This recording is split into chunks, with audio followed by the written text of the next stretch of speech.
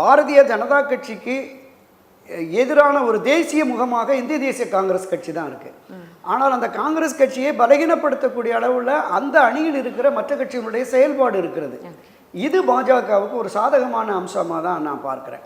இப்போ முதல் கட்டம், இரண்டாம் கட்டம், மூன்றாம் கட்டம், இந்த 3 கட்ட தேர்தலில் 200க்கும் மேற்பட்ட தொகுதிகள் எங்களுக்கு கிடைக்கும்னு அமித்ஷா உட்பட பாஜகவின் மூத்த தலைவர்கள் நம்பிக்கை கொண்டிருக்கிறார்கள். அது எந்த அளவுக்கு சாத்தியங்கிறது நமக்கு பின்னாடி தான் தெரியும். இப்போ 4வது கட்டம் நாளை தொடங்குது, இன்னொரு 3 கட்டம், இந்த 7 கட்டம்.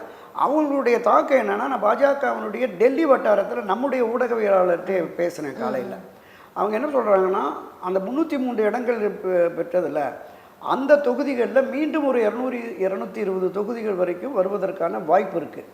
அப்போ ஏற்கனவே கடந்த 2019 வெற்றி வாய்ப்பு இழந்த 160க்கும் மேற்பட்ட தொகுதிகளில் இன்றைக்கு பாஜகவும் ஆர்எஸ்எஸும் அதில் பாதிக்கு மேலே வெற்றியை பெற வேண்டும் என்ற அடிப்படையில் களமிறங்கி இருக்கிறாங்க.